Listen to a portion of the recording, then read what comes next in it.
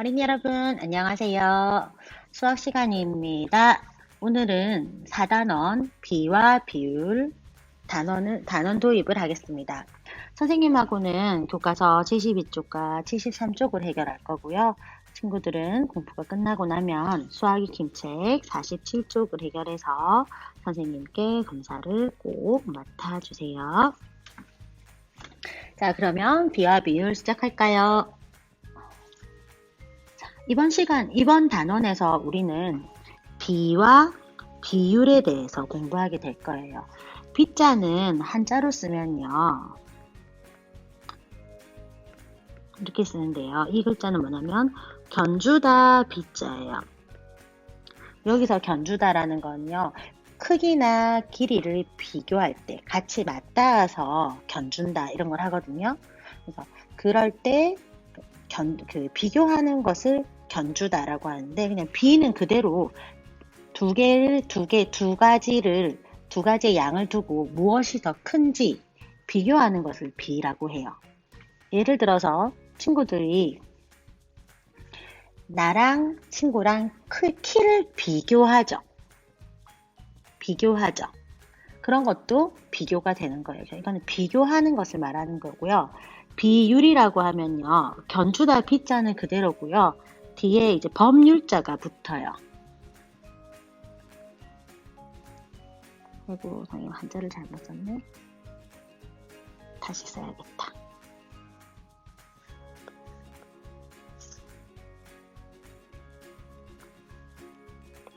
법률자가 붙어서요.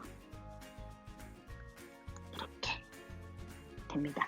그래서 이거는 법률 할 때 율자도 되고요. 그 다음에 뭐 할 때 율자도 되냐면은 정도, 비교하는 정도, 또 그런 뜻으로 써요. 발음이 헛나왔네. 그런 뜻으로 써요. 그래서 이번 단어에서는 어쨌든 수를 두 개를 두고 어떤 것이 더 큰지, 그리고 이것과 견주어, 그러니까 그냥 단순히 두 개를 비교하는 것이 아니라 어떤 수에 비교해서 이 수가 얼만큼 더 큰지 그런 것들에 대해서 배우게 될 거예요. 그래서 이거는 친구들 생활과 굉장히 밀접하게 관련되어 있고요. 또 좀 재미있게 공부를 잘 해놓고 나면 도움이 많이 될 거예요. 기대를 하고 공부를 시작하시면 좋겠습니다.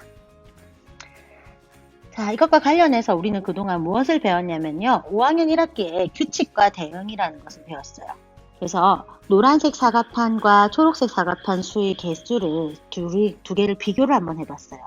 노란색 사각판 수가 하나일 때 초록색은 3개, 2개이면 4개, 3개이면 5개입니다. 그러면 노란색 사각판 수가 노란색 사각판 수와 초록색 사각판 수 사이의 관계는 뭔가요? 네, 더하기 2가 되겠죠. 그렇죠? 그러면 예를 들어 만약에 노란색 사각판 수가 10개 있다면 초록색 사각판 수는 몇 개가 있을까요? 그렇지, 12개가 있겠죠. 그럼 좀 더 가볼까요? 중중중 더 계속 이어져서 노란색 사각판 수가 100개가 있었어요. 그럼 초록색 사각판 수는 102개가 있겠죠. 그 정도 우리가 예상할 수 있을까요? 그럼 반대로 초록색 사각판 수가 142개가 있었어요. 그럼 노란색 사각판 수는 몇 개가 있다고 예상할 수 있을까요? 네, 140개가 있다고 예상할 수 있겠죠. 될까요? 그래서 두 수 사이에 어떤 관계가 있는지 알아볼 수 있습니다. 그러면 예를 들어 또 한번 이렇게 해볼까요? 짠. 지금 선생님이 그리고 있는 표는 친구들이 교과서에 기록을 해주세요. 3칸 아니고 2칸만 있어도 되겠네요. 한 칸 치웁시다. 금방 지우죠. 자, 선생님이 카레를 끓일 거란 말이에요. 카레 끓일 거예요. 근데 카레 가루가 한 숟가락 들어가면 물은 7숟가락이 들어가요. 그러면 카레가루 2숟가락이면 물은 몇 숟가락 들어가냐면 14숟가락이 들어가요. 카레가루가 3숟가락이면 물은 21숟가락이 들어갑니다. 그러면 카레가루가 4스푼 들어갈 때와 5스푼 들어갈 때 빈칸을 채울 수 있을까요? 그렇지. 카레가루가 4스푼 들어가면 물은 28숟가락이 들어갈 거고요. 카레가루가 5스푼이 들어가면 물은 35스푼이 들어갈 거예요. 그러면 카레가루와 물 사이에는 어떤 관계가 있을까요? 어떤 규칙이 있나요? 그렇지.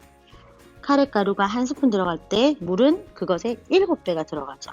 그래서 곱하기 7이라고 믿을 수 있을 거예요. 그럼 줄줄줄줄줄줄 넘어가서요. 급식처럼 대용량으로 해야 된단 말이야. 만약에 300스푼 들어갔다고 해봅시다. 그럼 물은 얼만큼 들어가야 되나요? 2100스푼 들어가게 되겠죠. 그런 식으로 계산을 할 수 있을 거예요. 될까요? 그래서 두 수 사이에 이런 규칙, 어떤 규칙이 있는지 알아볼 수 있었고요. 또 이번 단원에서는 친구들이 너무나 사랑하는 분수와 소수가 자주 나옵니다. 특히 분수와 소수를 서로 전환하는 것이 굉장히 중요하거든요. 이번 단원에서는. 그래서 0.1을 분수 10분의 1을 소수로 바꾸면 얼마라고 할 수 있죠? 0.1. 그렇죠? 0.4를 분수로 나타내면 어떻게 나타낼 수 있을까요? 0.4는 10분의 4. 10분의 9를 분수로 나타내면 0.9라고 나타낼 수도 있겠죠. 그래서 분수와 소수의 관계를 반드시 알아야 될 거예요. 그리고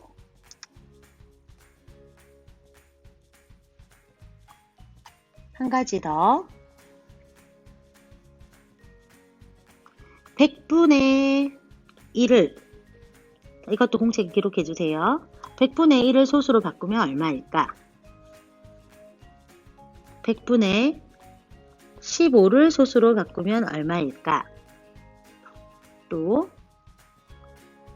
0.78을 분수로 바꾸면 얼마일까?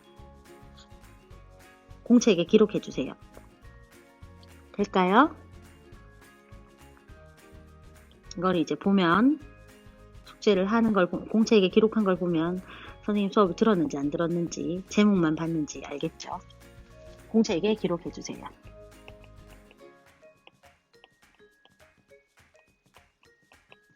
그렇죠? 선생님 공책에 기록해야 되는 거 2개 알려드렸습니다.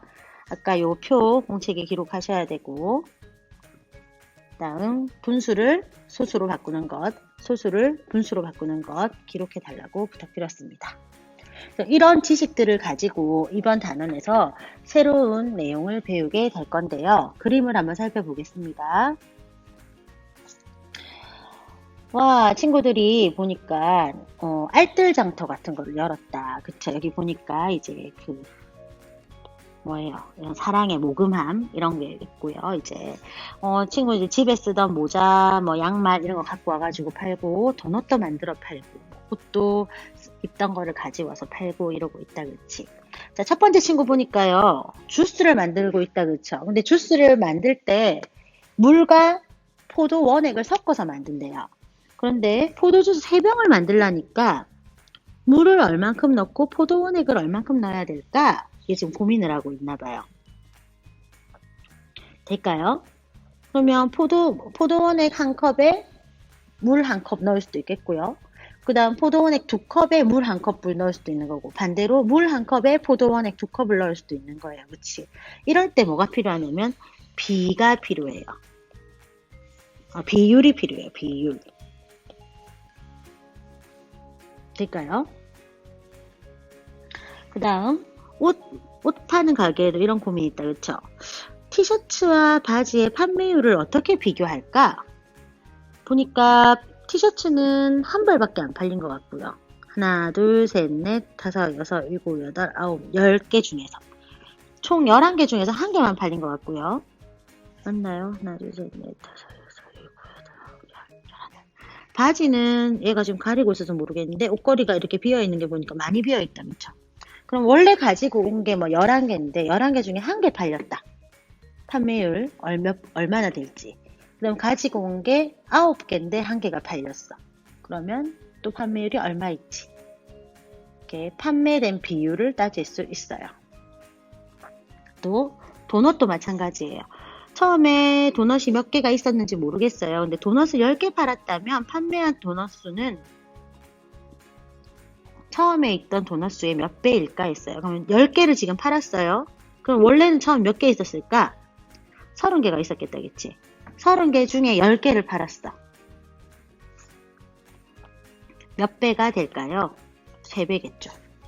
이런 것도 당연히 비와 비율을 활용해서 우리가 문제를 풀 수 있는 거예요. 그 다음 이런 거 이제 할인율이라고 하죠. 글자가 잘 안 보이네요. 다시 할게요. 몇 퍼센트 할인되었을까?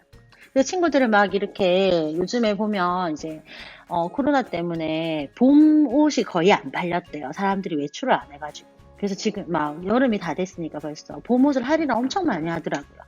그럼 50% 할인 이런 말 들어봤죠? 70% 할인 들어봤죠? 그러면 10,000원짜리 옷이라면 50% 할인하면 반값에 판다는 거거든요. 그런 것도 다 할인율에 해당하는 거예요. 될까요? 그러면 친구들한테 선생님이 물어볼 수 있는 게 할인율이 50%인 것이 할인이 많이 될까? 아니면 30% 할인하고 거기에 추가로 20% 할인을 더해주는 게 할인율이 높은 걸까? 그런 것들도 이제 친구들이 실제로 한번 따져볼 수 있는 거예요. 두 개 다 그냥 할인율만 나오면 50인데 어느 쪽이 더 쌀지 생각해 볼 수 있는 거죠. 자, 그리고 여기 보면 친구들이 굉장히 많은데요. 많은 사람 중에 판매를 하는 사람과 사는 사람의 수가 어떻게 다른지 비교해 볼 수 있겠죠. 그쵸? 판매하는 사람 한번 세어볼까요? 하나, 둘, 셋, 넷, 다섯, 여섯, 7명이네요. 그쵸? 근데 지금 사는 사람은 하나, 둘, 셋, 넷, 다섯, 여섯, 일곱, 여덟, 아홉, 열, 열하나, 열둘, 열세, 14명이에요. 판매하는 사람은 판매하는 사람 7명. 그 다음에 구입한 구매자는 14명. 그러면 이 두 양을 어떻게 비교할 것인가? 이 두 수를 어떻게 비교할 것인가? 그런 것들을 이번 단원에서 배우게 될 것입니다. 자, 그래서 이 단원을 배우게 나면요, 친구들은 이런 것들을 해결할 수 있어요.